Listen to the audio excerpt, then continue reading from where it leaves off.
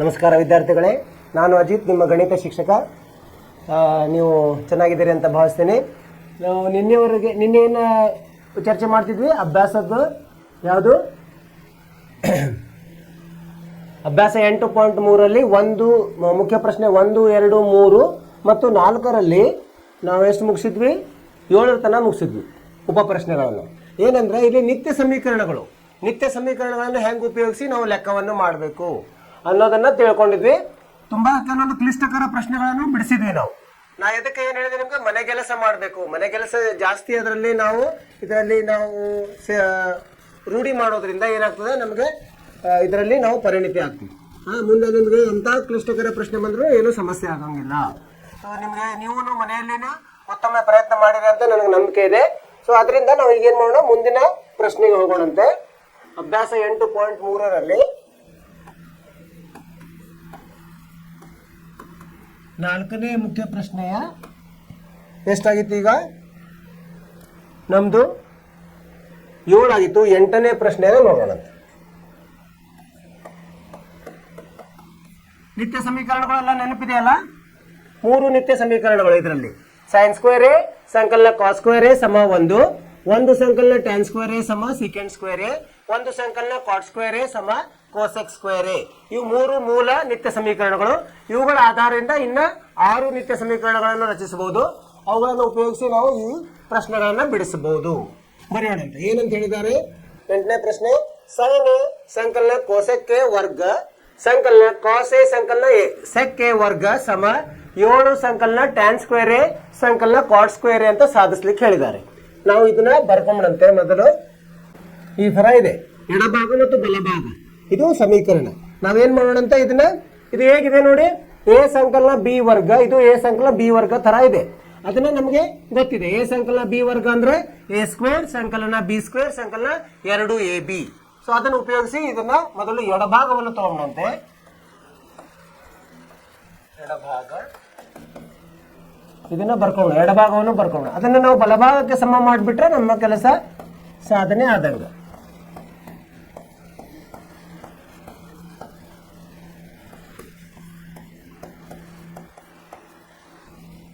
ನೋಡಿ, ಎ ಸಂಕಲನ B, A ಅಂದ್ರೆ ಇಲ್ಲಿ sin ಎ, ಬಿ ಅಂದ್ರೆ cosec ಎ, ಇದರ ವರ್ಗ. ಎ ಸ್ಕ್ವೇರ್ ಅಂದ್ರೆ ಏನ್ ಬರ್ತದೆ? sin ಸ್ಕ್ವೇರ್ ಎ ಸಂಕಲನ cosec ಸ್ಕ್ವೇರ್ ಎ, ಸರಿಯಾ?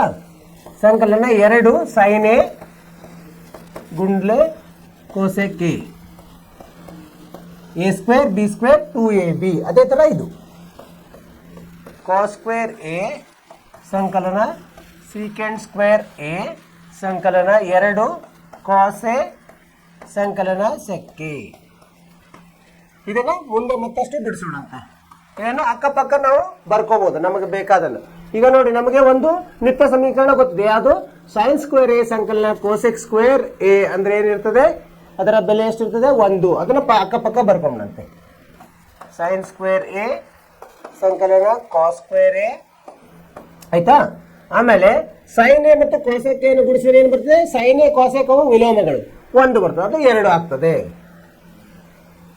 ಸಂಕಲನ ಈ cosec ಎನ ಹಾಗೆ ಬರೆಯೋಣಂತೆ. cosec ಎ ಸಂಕಲನ ಇದ್ರ ಪಕ್ಕಕ್ಕೇನೆ ಏನ್ ಬರೆಯೋಣ? secant square A. ಆಮೇಲೆ ಇದು ಅಂದ್ರೆ 1, ಇದು ಅಂದ್ರೂ 1. ಸಂಕಲನ 2 ಸಂಕಲನ 2 ಆಯ್ತಲ್ಲ? ಎಲ್ಲ ಪದಗಳನ್ನು ನಾವು ಉಪಯೋಗಿಸಿದ್ವಿ. ಇದು ಅಂದ್ರೇನು? ಎಲ್ಲ ಸೇರಿದ್ರೆ 1 ಸಂಕಲನ. cosec ಸ್ಕ್ವೇರ್ ಅನ್ನ ನಾವು ಏನು ಮುಂದೆ ಹೋಗುತ್ತೆ tan ಸ್ಕ್ವೇರ್ ಮತ್ತು cot ಸ್ಕ್ವೇರ್ ಅಲ್ಲಿ ಬರಿಬೇಕು. cosec ಸ್ಕ್ವೇರ್ ಎ ಅಂದ್ರೆ ಏನು ನಮಗೆ ಗೊತ್ತು, 1 ಸಂಕಲನ cot ಸ್ಕ್ವೇರ್ ಎ ಮತ್ತು secant ಸ್ಕ್ವೇರ್ ಅಂದ್ರೆ 1 ಸಂಕಲನ tan ಸ್ಕ್ವೇರ್ ಎ ಸಂಕಲನ 5. ಇದೇನಾಯ್ತು? 5 ಒಂದು ಹೆಚ್ಚು ಬಂತು, 5 6 7 8 ಬಂತು. 2 2 4 ಆಗತ್ತೆ. ಇಲ್ಲಿ ತಪ್ಪಿದೆ, 2 2 4 ನೋಡಿ. ಈಗೇನಾಯ್ತು? 4 5 6 7 ಸಂಕಲನ tan ಸ್ಕ್ವೇರ್ ಎ ಸಂಕಲನ cot ಸ್ಕ್ವೇರ್ ಎ ಆಯ್ತು. ಇದೇನಿದೆ?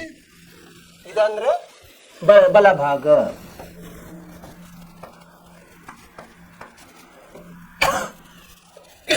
ಎಡಭಾಗ ಸಮ ಬಲಭಾಗ ಆಯ್ತು. ಎಷ್ಟು ಸರಳವಾಗಿದೆ ನೋಡಿ.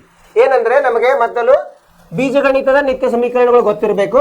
ಅದರಿಂದ ಅದನ್ನ ಬಿಡಿಸಿಕೊಂಡು ನಾವೇನ್ ಮಾಡಿದ್ವಿ, ಅದನ್ನ ಅಕ್ಕಪಕ್ಕದಲ್ಲಿ ಏನ್ ಮಾಡಿದ್ವಿ, ಮಾರ್ಪಾಡು ಮಾಡಿದ್ವಿ. ಏನಂದ್ರೆ ಸೈನ್ ಸ್ಕ್ವೇರ್ ಪಕ್ಕ ಕಾಸ್ ಸ್ಕ್ವೇರ್ ತಗೊಂಡ್ ಬಂದ್ವಿ, ಕೋಸೆಕ್ ಸ್ಕ್ವೇರ್ ಪಕ್ಕ ಸೀಕೆಂಡ್ ಸ್ಕ್ವೇರ್ ತಂದ್ವಿ. ಮತ್ತು ಸೈನ್ ಎ ಕೋಸಕ್ಕೆ ಅಂದ್ರೆ ಏನು ನಮ್ಗೆ 1 ಅಂತ ಗೊತ್ತು. 2 ಗುಂಡೆ 1 ಅದು 2 ಆಯ್ತು. ಕಾಸೆ ಸೆಕ್ಕೆ ಗುಣಿಸಿದ್ರೆ ಏನಾಗುತ್ತೆ, ಅದು 1 ಬರ್ತದೆ. 2 ಗುಂಡೆ 1 ಅದು 2 ಆಯ್ತು. ಸೊ ಇವನ್ನೆಲ್ಲ ನಾವು ಸರಳ ಮಾಡಿದಾಗ ಏನ್ ಬಂತು, ಕೋಸೆಕ್ ಸ್ಕ್ವೇರ್ ಅಂದ್ರೆ 1 ಸಂಕಲನ ಕಾಟ್ ಸ್ಕ್ವೇರ್ ಗೊತ್ತು, ಸೀಕೆಂಡ್ ಸ್ಕ್ವೇರ್ ಅಂದ್ರೆ 1 ಸಂಕಲನ ಟ್ಯಾನ್ ಸ್ಕ್ವೇರ್ ಗೊತ್ತು. ಇವನ್ನೇನ್ ಮಾಡಿದ್ವಿ ನಾವು, ಸರಳ ಮಾಡಿದ್ವಿ. ಅವಾಗ ಏನ್ ಬಂತು, 7 ಸಂಕಲನ ಟ್ಯಾನ್ ಸ್ಕ್ವೇರ್ ಸಂಕಲನ ಕಾಟ್ ಸ್ಕ್ವೇರ್ ಫಲಭಾಗಕ್ಕೆ ಸಮ ಆಯ್ತು. ಸರಳವಾದ ಲೆಕ್ಕ. ಏನ್ ಮಾಡ್ಬೇಕು ನೀವು, ಇದರಲ್ಲಿ ಚೆನ್ನಾಗಿ ಅದನ್ನ ನಿತ್ಯ ಸಮೀಕರಣಗಳನ್ನ ಮನನ ಮಾಡಬೇಕು. ಮುಂದಿನ ಪ್ರಶ್ನೆಗೆ ಹೋಗೋಣಂತೆ. 9ನೇ ಪ್ರಶ್ನೆ ಏನಂತಾರೆ, 9ನೇ ಪ್ರಶ್ನೆ, ಕೋಸಕ್ಕೆ ಮೈನಸ್ ಸೈನ್ ಎ ಕೌಸದಲ್ಲಿ, ಇನ್ನೊಂದು ಕೌಸದಲ್ಲಿ ಸೆಕ್ಕೆ ಋಣ ಕಾಸೆ ಕೌಸ ಪೂರ್ತಿ ಸಮ 1 ಭಾಗ ಲಬ್ಧ ಟ್ಯಾನ್ ಎ ಸಂಕಲನ ಕಾಟ್ ಎ ಅಂತ ಮಾಡ್ರಿ ಅಂತ ಹೇಳಿದ್ದಾರೆ. ಮಾಡೋಣಂತೆ. ಮೊದಲು ಲೆಕ್ಕ ಬರೆಯೋಣಂತೆ. ಕೋಸಕ್ಕೆ ಋಣ ಸೈನ್ ಎ ಗುಣಲಬ್ಧ ಸೆಕ್ಕೆ ಋಣ ಕಾಸ್ ಎ. ಇದಕ್ಕೆ ಎದಕ್ಕೆ ಸಮ ಮಾಡ್ಬೇಕು ನಾವು, ಸಮ 1 ಭಾಗ ಲಬ್ಧ ಟ್ಯಾನ್ ಎ ಸಂಕಲನ ಕಾಟ್ ಎ ಅಂತ ಮಾಡಬೇಕು. ಅವ್ರು ಏನು ಹೇಳಿದ್ದಾರೆ, ಸುಳುವು ಎಡಭಾಗ ಬಲಭಾಗವನ್ನು ಪ್ರತ್ಯೇಕವಾಗಿ ಸಂಕ್ಷೇಪಿಸಬೇಕು. ಮೊದಲು ಎಡಭಾಗವನ್ನು ಸಂಕ್ಷೇಪಿಸೋಣಂತೆ. ಎಡಭಾಗ ಏನಿದೆ, ಕೋಸಕ್ಕೆ ಋಣ ಸೈನ್ ಎ, ಇನ್ನೊಂದು ಕೋಸದಲ್ಲಿ ಸೆಕ್ಕೆ ಋಣ ಕಾಸ್ ಎ ಇದೆ. ಸರಿನಾ? ಈಗ ನೋಡಿ, ಕೋಸಕ್ಕೆ ಅಂದ್ರೆ ಏನು, 1 ಭಾಗ ಲಬ್ಧ ಸೈನ್ ಎ, ಇದು ಸೈನ್ ಎ ಹಾಗೆ ಇಡೋಣ. ಆ ನಂತರ ಸೆಕ್ಕೆ ಅಂದ್ರೆ 1 ಭಾಗ ಲಬ್ಧ ಕಾಸ್ ಎ, ಈ ಕಾಸ್ ಎನ್ನು ಹಾಗೆ ಇಡೋಣ. ಇದನ್ನ ಲಸ ಏನ್ ಬರುತ್ತೆ, ಇಲ್ಲಿ ಸೈನ್ ಎ ಬರ್ತದೆ. ಇದೇನು ಬರುತ್ತೆ, 1 ಋಣ ಸೈನ್ ಸ್ಕ್ವೇರ್ ಎ ಆಗುತ್ತೆ. ಇಲ್ಲಿ ಏನಾಗುತ್ತೆ, 1 ಋಣ ಕಾಸ್ ಸ್ಕ್ವೇರ್ ಎ ಆಗುತ್ತೆ. ಭಾಗಲಬ್ಧ ಕಾಸ್ ಎ ಆಯ್ತು. 1 ಋಣ ಸೈನ್ ಸ್ಕ್ವೇರ್ ಎ ಅಂದ್ರೇನು, ಸೈನ್ ಸ್ಕ್ವೇರ್ ಎ ಸಂಕಲನ ಕಾಸ್ ಸ್ಕ್ವೇರ್ ಎ ಸಮ 1 ಇರೋದ್ರಿಂದ 1 ಋಣ ಸೈನ್ ಸ್ಕ್ವೇರ್ ಎ ಏನ್ ಬರ್ತದೆ, ಕಾಸ್ ಸ್ಕ್ವೇರ್ ಎ ಅಂತ ಬರ್ತದೆ. ಇದು ಕಾಸ್ ಸ್ಕ್ವೇರ್ ಎ ಭಾಗಲಬ್ಧ ಸೈನ್ ಎ ಗುಂಡ್ಲೆ 1 ಋಣ ಕಾಸ್ ಸ್ಕ್ವೇರ್ ಎ ಅಂದ್ರೆ ಸೈನ್ ಸ್ಕ್ವೇರ್ ಎ ಭಾಗಲಬ್ಧ ಕಾಸ್ ಎ. ಇಲ್ಲೇನಾಯ್ತು, 1 ಕಾಸು, ಇಲ್ಲಿ 1 ಕಾಸ್ ಎ ಹೋಗ್ತಾ, ಇಲ್ಲಿ ಒಂದು ಸೈನ್ ಎ ಹೋಗಿ ಉಳಿಯುತ್ತೇನು, ಕಾಸ್ ಎ ಗುಂಡಲೆ ಸೈನ್ ಎ ಉಳಿತು, ಕಾಸ್ ಎ ಸೈನ್ ಎ ಉಳಿತು. ಈಗ ಬಲಭಾಗವನ್ನು ನೋಡೋಣ, ಅದೇನಿದೆ ಅಂತ. ಬಲಭಾಗ 1 ಭಾಗ ಲಬ್ಧ ಟ್ಯಾನ್ ಎ ಸಂಕಲನ ಕಾಟ್ ಎ. ಇದನ್ನು ಟ್ಯಾನ್ ಮತ್ತು ಕಾಟ್ಗಳನ್ನು ಸೈನ್ ಕಾಸ್ ಅಲ್ಲಿ ಬರೆಯೋಣಂತೆ. 1 ಭಾಗ ಲಬ್ಧ ಸೈನ್ ಎ, ಟ್ಯಾನ್ ಅಂದ್ರೇನು, ಸೈನ್ ಎ ಭಾಗಲಬ್ಧ ಕಾಸ್ ಎ ಸಂಕಲನ ಕಾಸ್ ಎ ಭಾಗಲಬ್ಧ ಸೈನ್ ಎ. ಇಲ್ಲಿ ಏನಾಯ್ತು, ಈಗ 1 ಭಾಗಲಬ್ಧ, ಇದಕ್ಕೆ ಲಸ ಬಂದು ಸೈನ್ ಎ ಕಾಸ್ ಎ ಆಗುತ್ತೆ. ಸೊ ಇಲ್ಲಿ ಸೈನ್ ಎ ಇಂದ ಸೈನ್ ಎ ಗುಣಿಸಿದ್ರೆ ಸೈನ್ ಸ್ಕ್ವೇರ್ ಎ ಆಯ್ತು, ಸಂಕಲನ ಕಾಸ್ ಎ ಗುಣಿಸಿದ್ರೆ ಕಾಸ್ ಸ್ಕ್ವೇರ್ ಎ ಆಯ್ತು. ಸೊ ಇದು ವಿಲೋಮದ ಕೆಳಗಡೆ ಮತ್ತೊಂದು ವಿಲೋಮ ಇರೋದ್ರಿಂದ ಇದು ಮೇಲೆ ಬರ್ತದೆ. ಸೈನ್ ಎ ಸಂಕಲನ cos A, sine square A cos square A ಅಂದ್ರೆ ಏನು, 1. ಆದ್ದರಿಂದ ಇದು ಏನಿದೆ ನೋಡಿ, ಎಡಭಾಗ ಸಮ ಬಲಭಾಗ ಆಯ್ತು. ಎಡಭಾಗ ಸಮ ಬಲಭಾಗ ಸಾಧನೆ ಆಯ್ತು. ತುಂಬಾ ಸರಳವಾಗಿದೆ, 1 ನಿಮಿಷಕ್ಕಿಂತ ಮೊದಲೇ ಮುಗಿದು ಹೋಗ್ಬಿಡ್ತದೆ. ಅದೇನಂದ್ರೆ ನಮಗೆ ಸರಿಯಾಗಿ ಹೇಗೆ ನಿತ್ಯ ಸಮೀಕರಣಗಳು ಸರಿ ಗೊತ್ತಿರಬೇಕು, ಅದನ್ನು ಎಲ್ಲೆಲ್ಲಿ ಉಪಯೋಗಿಸಬೇಕು ಅನ್ನೋದು ಗೊತ್ತಿತ್ತಂದ್ರೆ ಇದು ಲೆಕ್ಕಗಳು ತುಂಬಾ ನೀರು ಕುಡಿದ ಸರಳ ಆಗ್ತದೆ. ನೋಡಿ ಏನ್ ಕೊಟ್ಟಿದ್ದಾರೆ ಅವರು, ಕೋಸಕ್ಕೆ ಋಣ ಸೈನ್ ಎ 1 ಕೌಸದಲ್ಲಿ ಕೊಟ್ಟಿದ್ದಾರೆ, ಸೆಕ್ಕೆ ಋಣ ಕಾಸ್ ಎ 1 ಕೌಸದಲ್ಲಿ ಕೊಟ್ಟಿದ್ದಾರೆ. ಅದು ಸಮ 1 ಭಾಗಲಬ್ಧ ಟ್ಯಾನ್ ಎ ಸಂಕಲನ ಕಾಟ್ ಎ ಮಾಡ್ರಿ ಅಂತ ಹೇಳಿದ್ದಾರೆ. ಅವರು ಸುಳುವನ್ನು ಕೊಟ್ಟಿದ್ದಾರೆ, ಎಡಭಾಗವನ್ನು ಸಂಕ್ಷೇಪಿಸಿರಿ ಪ್ರತ್ಯೇಕವಾಗಿ, ಬಲಭಾಗವನ್ನು ಸಂಕ್ಷೇಪಿಸಿ ಪ್ರತ್ಯೇಕವಾಗಿ, ನಿಮಗೆ 2 ಒಂದೇ ಉತ್ತರ ಬರ್ತದೆ ಅಂತ ಹೇಳಿದ್ದಾರೆ. ಮೊದಲೇ ನಾವೇನ್ ಮಾಡಿದ್ವಿ, ಎಡಭಾಗವನ್ನು ತಗೊಂಡ್ವಿ, ಈಗ ಕಾಸಕ್ಕೆ ಸೈನೆ ಎರಡು ಇದೆಯಲ್ಲ, ಒಂದನ್ನ ಇನ್ನೊಂದರಲ್ಲಿ ನಾವು ವ್ಯಕ್ತಪಡಿಸೋದು. ಕಾಸಕ್ಕೆಯನ್ನು ಸೈನೆಯಲ್ಲಿ ವ್ಯಕ್ತಪಡಿಸೋದು ಹೇಗೆ? ಕಾಸಕ್ಕೆ ಸಮ ಒಂದು ಭಾಗಲಬ್ಧ ಸೈನೆ ಆಗುತ್ತೆ. ಸೊ ಅದನ್ನ ಬರೆದ್ವಿ ನಾವು. ಒಂದು ಭಾಗಲಬ್ಧ ಸೈನೆ ಋಣ ಸೈನೆ. ಇನ್ನೊಂದು ಕೋಶದಲ್ಲಿ ಸೆಕ್ಕೆ ಅಂದ್ರೆ ಒಂದು ಭಾಗಲಬ್ಧ ಕೋಸೆ ಋಣ ಕೋಸೆ. ಇಲ್ಲಿ ಲಸ ತಗೊಂಡು ನಾವು ಆ ಭಿನ್ನ ರಾಶಿಯನ್ನು ಬಿಡಿಸಿದಾಗ ಒಂದು ಋಣ ಸೈನ್ ಸ್ಕ್ವೇರ್ ಎ ಭಾಗಲಬ್ಧ ಸೈನ್ ಎ, ಒಂದು ಋಣ ಕಾಸ್ ಸ್ಕ್ವೇರ್ ಎ ಭಾಗಲಬ್ಧ ಕಾಸ್ ಎ ಆಯ್ತು. ಒಂದು ಋಣ ಸೈನ್ ಸ್ಕ್ವೇರ್ ಅಂದ್ರೆ ನಮ್ಗೆ ಗೊತ್ತಿದೆ ನಿತ್ಯ ಸಮೀಕರಣದಲ್ಲಿ ಕಾಸ್ ಸ್ಕ್ವೇರ್ ಎ ಅಂತ. ಒಂದು ಋಣ ಕಾಸ್ ಸ್ಕ್ವೇರ್ ಅಂದ್ರೆ ಗೊತ್ತು, ಅದು ಏನು ಸೈನ್ ಸ್ಕ್ವೇರ್ ಎ ಅಂತ. ಅದನ್ನು ಇಲ್ಲಿ ಆದೇಶಿಸಿದ್ವಿ. ಆಮೇಲೆ ಸಂಕ್ಷೇಪಿಸಿದಾಗ ನಮಗೇನು ಬಂತು? ಕಾಸ್ ಎ ಗುಂಡ್ಲೆ ಸೈನ್ ಎ ಅಂತ ಬಂತು. ಬಲಭಾಗದಲ್ಲಿ ಏನಿದೆ? ಒಂದು ಭಾಗಲಬ್ಧ ಟ್ಯಾನ್ ಎ ಸಂಕಲನ ಕಾಟ್ ಎ ಇದೆ. ಸೊ ನಮಗೆ ಇಲ್ಲಿ ಸೈನ್ ಮತ್ತು ಕಾಸ್ ಅಲ್ಲಿ ಉತ್ತರ ಬೇಕಾಗಿದೆ. ಆಗೇನ್ ಮಾಡಿದ್ರು? ಟ್ಯಾನ್ ಎ ಅಂದ್ರೆ ಗೊತ್ತು ನಮಗೆ, ಸೈನ್ ಎ ಭಾಗಲಬ್ಧ ಕಾಸ್ ಎ. ಕಾಟ್ ಎ ಅಂದ್ರೆ ಏನು? ಕಾಸ್ ಎ ಭಾಗಲಬ್ಧ ಸೈನ್ ಎ. ಅವನ್ನ ಇಲ್ಲಿ ತೆಗೆದುಕೊಂಡು ನಾವು ಅದನ್ನ ಸಂಕ್ಷೇಪಿಸಿದಾಗ ನಮಗೇನ್ ಬಂತು? ಸೈನ್ ಎ ಗುಂಡ್ಲೆ ಕಾಸ್ ಎ. ಇದೇನಿದು? ಇದು ಸಹ ಬಲಭಾಗ. ಸೊ ಎಡಭಾಗ ಸಮ ಬಲಭಾಗ ಆಯ್ತು. ಆಮೇಲೆ ಅವ್ರು ಕೊಟ್ಟಿರೋ ಹೇಳಿಕೆ ಸರಿಯಾಗಿದೆ, ನಮಗೆ ಉತ್ತರ ಸಿಕ್ತು. ಅರ್ಥವಾಯ್ತು ವಿದ್ಯಾರ್ಥಿಗಳು? ಸರಳವಾಗಿರ್ತವೆ. ಏನಂದ್ರೆ ನಮಗೆ ಅದರ ಮೂಲ ಸರಿಯಾಗಿ ಗೊತ್ತಿರಬೇಕು. ಮುಂದಿನ ಲೆಕ್ಕಕ್ಕೆ ಹೋಗೋಣ. ಈ ಅಭ್ಯಾಸದ ಕೊನೆಯ ಪ್ರಶ್ನೆ ಇದು. ನೀವು ಏನೋ ಮನೆಯಲ್ಲಿ ನಿಮಗೆ ಮಾಡ್ಲಿಕ್ಕೆ ಹೇಳಿದ್ರೆ ನೀವು ಪ್ರಯತ್ನ ಮಾಡಿರ್ಬೋದು, ನಿಮಗೂ ಉತ್ತರ ಬಂದಿರಬಹುದು. ತಪ್ಪಿದ್ರೆ ಇಲ್ಲಿ ಅದನ್ನ ತಿದ್ಕೊಳ್ಳಿ. ಈಗ ಕೊನೆಯ ಪ್ರಶ್ನೆ ಏನಿದೆ? ಒಂದು ಸಂಕಲನ ಟ್ಯಾನ್ ಸ್ಕ್ವೇರ್ ಎ ಭಾಗಲಬ್ಧ ಒಂದು ಸಂಕಲನ ಕಾಟ್ ಸ್ಕ್ವೇರ್ ಎ ಸಮ ಕೌಸದಲ್ಲಿ ಒಂದು ಋಣ ಟ್ಯಾನ್ ಎ ಭಾಗಲಬ್ಧ ಒಂದು ಋಣ ಕಾಟ್ ಎ ಅದರ ಕೌಸದ ವರ್ಗ ಸಮ ಟ್ಯಾನ್ ಸ್ಕ್ವೇರ್ ಎ. ಮೂರನ್ನ ಸಮ ಮಾಡ್ಬೇಕು ನಾವು. ಅಂದ್ರೆ ಇವು ಎರಡನ್ನ ನಾವು ಸಂಕ್ಷೇಪಿಸಿ ಮೂರನೇದಕ್ಕೆ ಸರಿ. ಇಲ್ಲಿ ಮೂರು ಇದೆ, ಎಡಭಾಗ ಬಲಭಾಗ ಅಲ್ಲ, ಇನ್ನೊಂದಿದೆ. ಮೊದಲು ಇದನ್ನ ಮಾಡೋಣಂತೆ, ಬರ್ಕೊಂಬಂತೆ ಲೆಕ್ಕ. ಒಂದು ಸಂಕಲನ ಟ್ಯಾನ್ ಸ್ಕ್ವೇರ್ ಎ ಭಾಗಲಬ್ಧ ಒಂದು ಸಂಕಲನ ಕಾಟ್ ಸ್ಕ್ವೇರ್ ಎ ಸಮ ಒಂದು ಋಣ ಟ್ಯಾನ್ ಎ ಭಾಗಲಬ್ಧ ಒಂದು ಸಂಕಲನ ಒಂದು ಋಣ ಅದು ಸಹ ಒಂದು ಋಣ ಕಾಟ್ ಎ ಪೂರ್ಣ ವರ್ಗ ಸಮ ಟ್ಯಾನ್ ಸ್ಕ್ವೇರ್ ಎ ಮಾಡ್ಬೇಕು ನಾವು. ಅಂದ್ರೆ ಇವೆರಡನ್ನ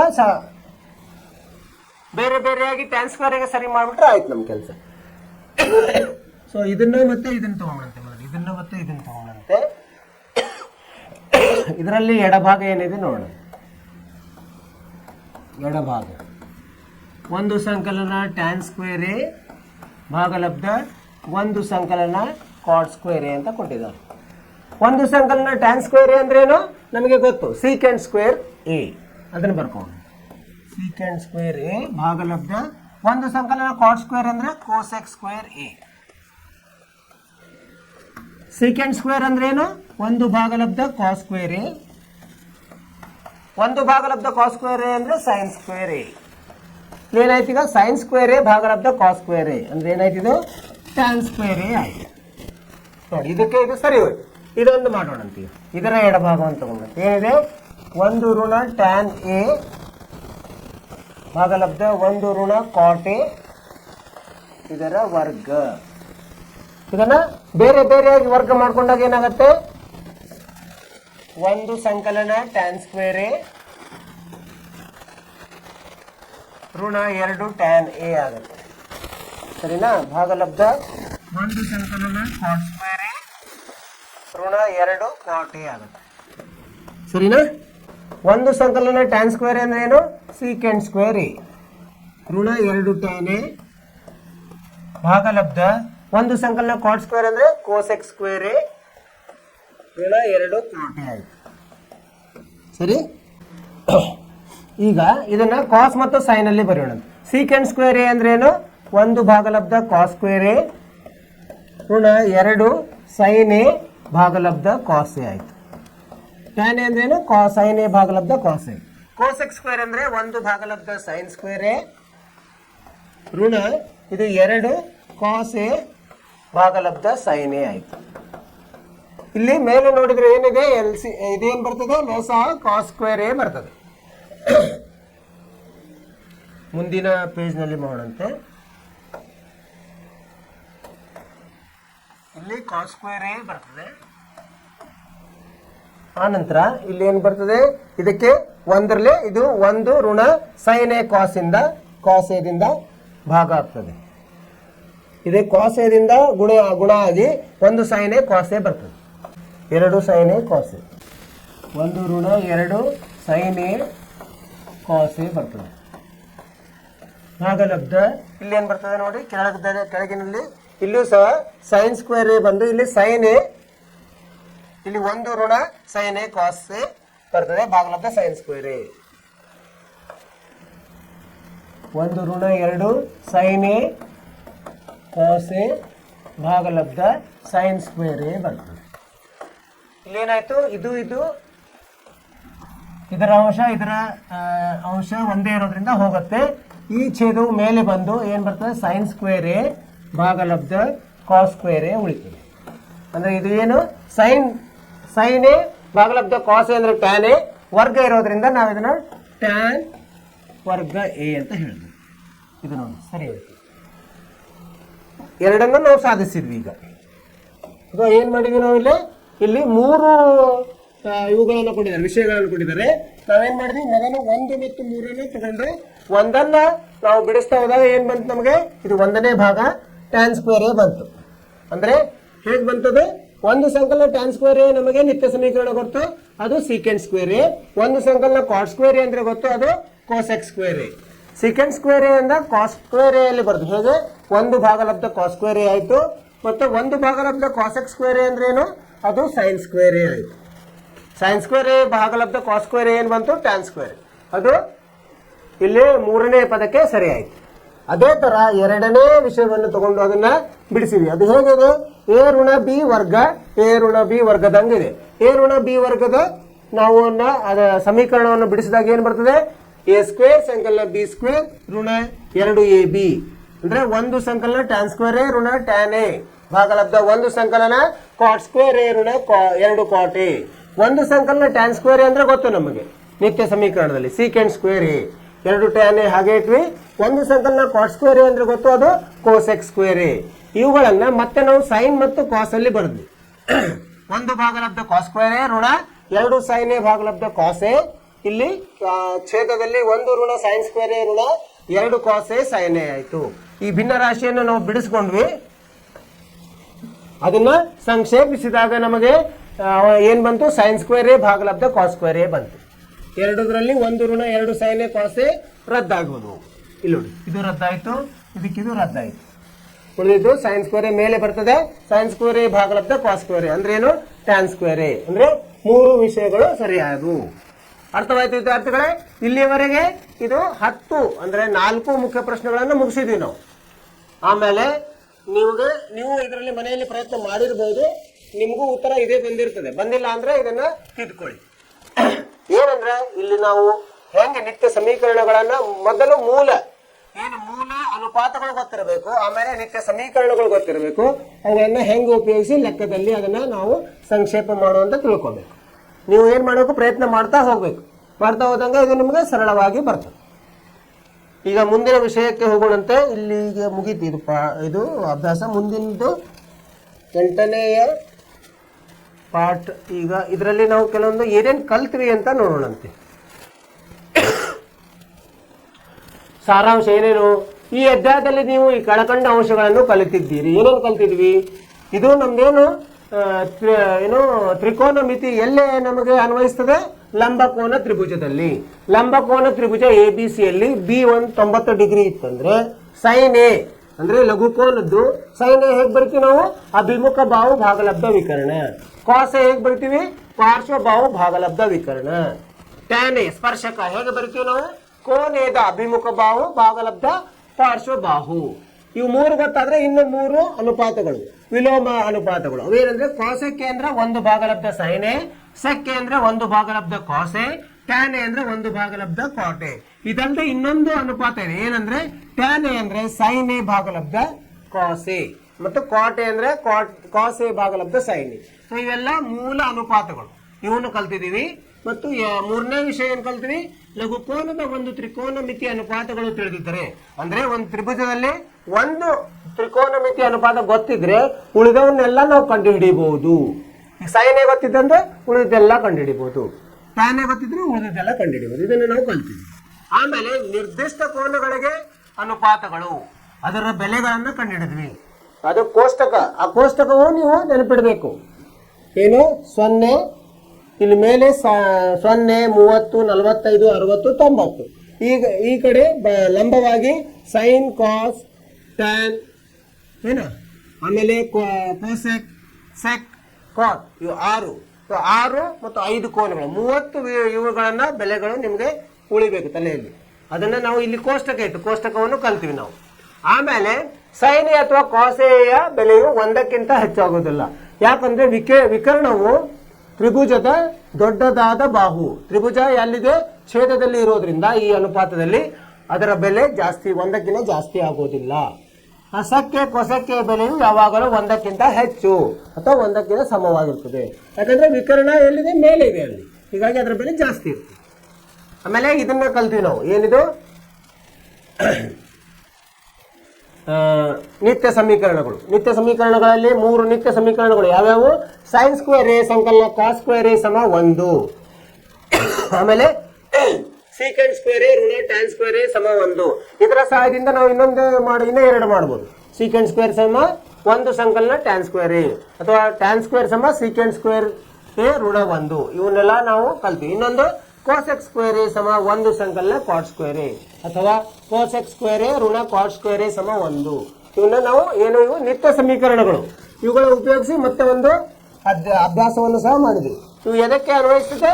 ಎ ಬೆಲೆಯು 0 ಅಥವಾ 90ರ ಒಳಗಡೆ, 0 ಇಂದ 90ರೊಳಗಿದ್ರೆ ಈ ಬೆಲೆಗಳು, ಈ ನಿತ್ಯ ಸಮೀಕರಣಗಳು ಅನ್ವಯಿಸ್ತವೆ. ಇಷ್ಟು ನಾವು ಈ ಪಾಠದಲ್ಲಿ ಕಲ್ತಿದ್ವಿ. ಇದು ನಿಮಗೆ ಅರ್ಥವಾಯ್ತು ಅಂತ ತಿಳ್ಕೊಂಡಿದ್ದೀವಿ ವಿದ್ಯಾರ್ಥಿಗಳೇ. ನಿಮಗೆ ಏನೇನು ಸಂದೇಹಗಳಿದ್ರೆ ನೀವೇನ್ ಮಾಡಬೇಕು, ಅದರದ್ದು ನಿಮ್ಮ ಮೆಸೇಜ್ ಹಾಕ್ರಿ, ನಾವು ಅದನ್ನ ನಿಮಗೆ ಬಗೆಹರಿಸ್ತೀವಿ. ಅಂದ್ರೆ ನಿಮ್ಮ ಸಂದೇಹವನ್ನ ಬಗೆಹರಿಸ್ತೀವಿ.